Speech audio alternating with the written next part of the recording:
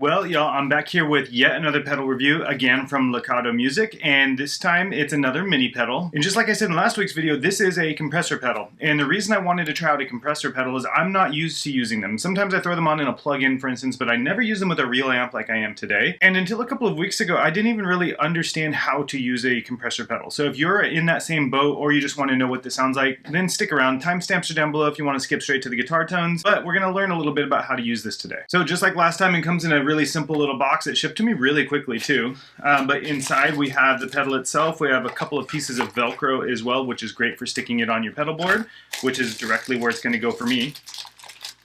Let's see if I can rip this open.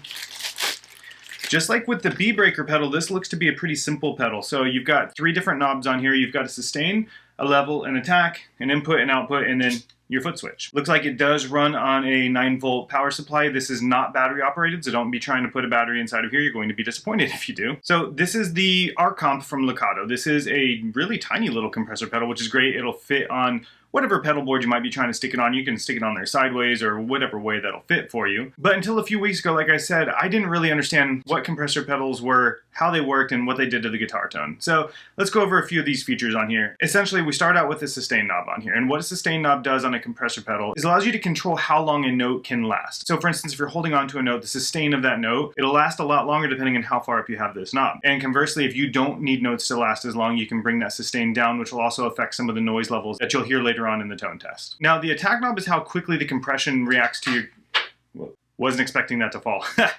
Now, the attack knob is how fast the compression affects the guitar signal itself. So a really fast attack is going to really clamp down on things like your pick attack, and it's going to make it way more smooth and evened out, but at the detriment of your pick attack. So for instance, if you're doing some heavy palm mutes and you really like that scratchy attack to them, you're not going to want to have that attack very fast.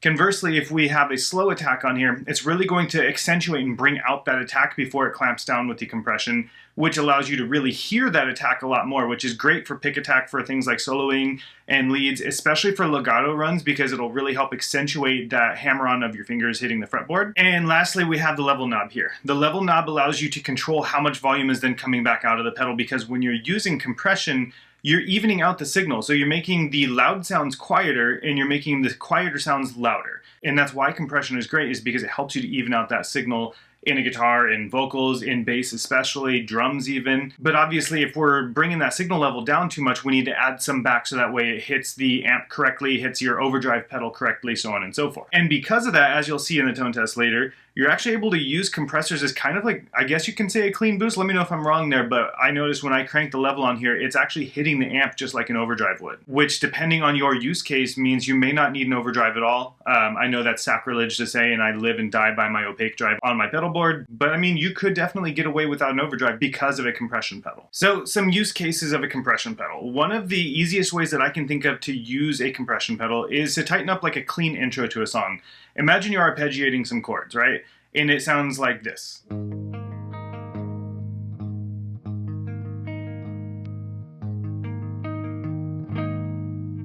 And then you turn on the compression pedal and then it sounds like this all of a sudden.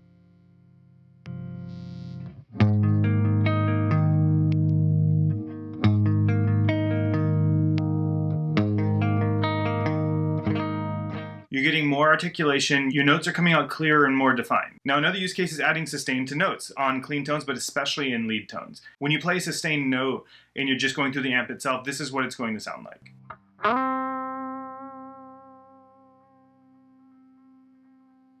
And then once you click on a compression pedal, this is what it'll sound like.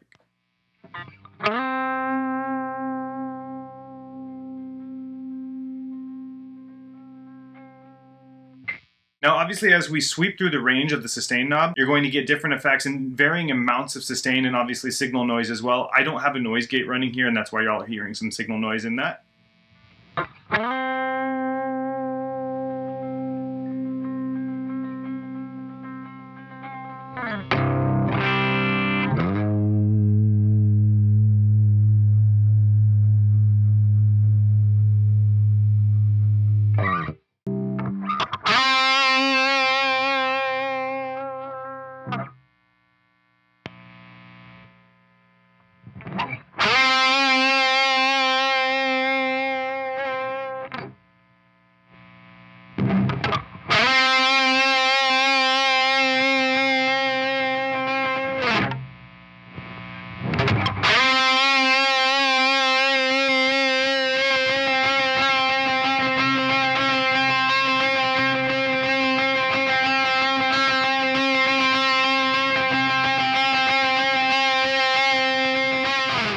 Now, you can also use this to get some more consistency out of palm mutes, and I don't necessarily mean chugging palm mutes, but it does help with that as well, and it does help to accentuate some of the pick attack.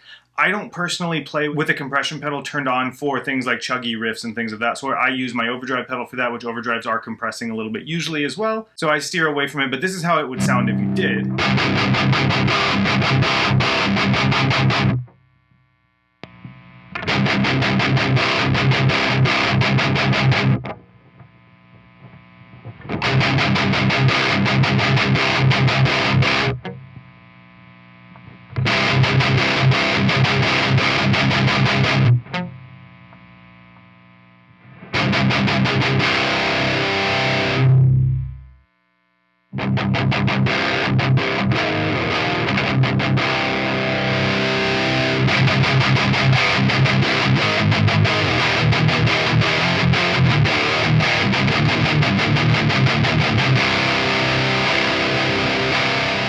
Lastly, I do want to highlight how this can be used for improved note definition for faster runs, or faster runs in my case here. I'm not a great lead player, not yet. I'm practicing, I'm putting in the work, so don't come at me right now. But when you're playing things like legato runs or sweep picking patterns and things of that sort, it can really help to bring out those quieter notes that might have come from a hammer-on or from a slide and have them really be accentuated in the mix or live for that matter when you're playing, so that way everybody can hear it the way it was meant to be heard.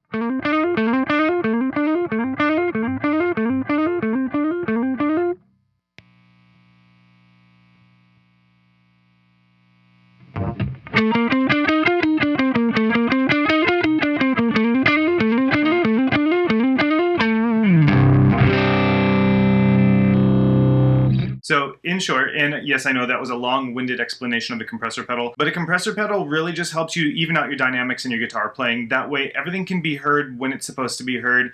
That can also accentuate things you don't want to be heard. So this doesn't make you a better player, doesn't make you sound better, doesn't make you a cheater, because it'll accentuate the bad stuff as well. Just like a delay will let you hear your messed up guitar note for the rest of eternity. This will really bring out those messed up guitar notes as well. So use it to taste and dial it in based on your exact guitar tone and the amp that you're using and what you're trying to accomplish for that riff, for that song, for that sound.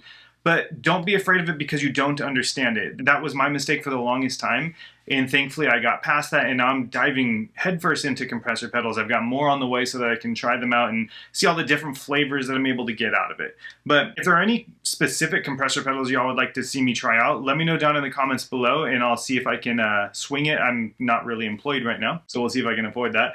But this is available at the link in my description. That is an affiliate link, and that will help me to keep making videos like this and try to do music full time. So this is allowing me to write my own music and start releasing music on streaming platforms with my band, and I'm really stoked to be here. So thank you all that are actually watching these videos. Please like, please subscribe, and let me know what you want to see from me next. Peace out, y'all.